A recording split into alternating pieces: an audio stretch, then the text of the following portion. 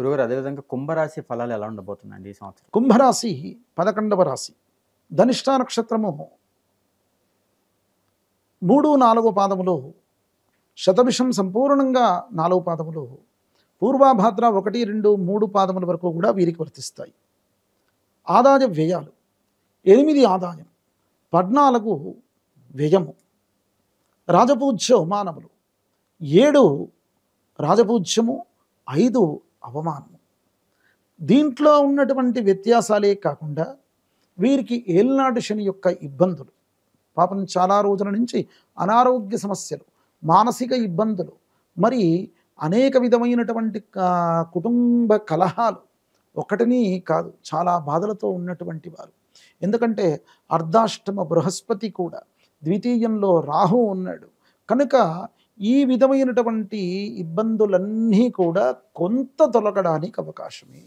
ఎప్పుడయ్యా వారికి బృహస్పతి మేలో 14వ తారీఖులో రోజున మారుతాడో కొంత కుటుంబ సౌఖ్యం ఏర్పడడానికి అవకాశం. ఈ ఇబ్బందులు పూర్వం కంటే ఎక్కువగా పోతాయి. ఈ రాశుల్లో ఉన్నటువంటి వారికి విద్యార్థులకు సంవత్సర చివరి భాగంలో సత్ఫలితాలు చూస్తారు. ఉద్యోగ వ్యయంలో ఉన్నటువంటి వారికి పూర్వం కంటే మెరుగైనటువంటి స్థితే. మధ్యకాలంలో వారి కొన్ని ఇబ్బందులు అనేటువంటివి పోతాయి. ఉన్నత విద్య కోసం విదేశాలకు వెళ్ళేటువంటి వారికి మనం రికమెండ్ చేయడం అనేటువంటిది అంతగా మంచిది కాదు.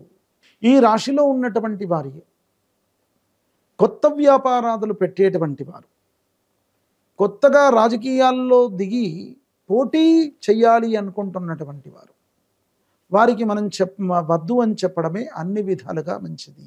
ఈ రాశి వారు చేసుకోవలసినటువంటి దేవతారాధన, ఆంజనేయ స్వామి యొక్క ఆరాధన చేయడం చాలా శ్రేయోదాయకమైనటువంటి అంశం.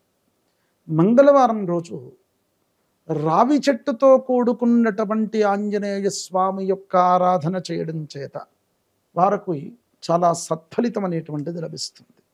21 ప్రదక్షిణము ఆ రావి చెట్టుతో కూడుకున్నటువంటి ఆంజనేయ స్వామికి ప్రదక్షిణం చేయండి.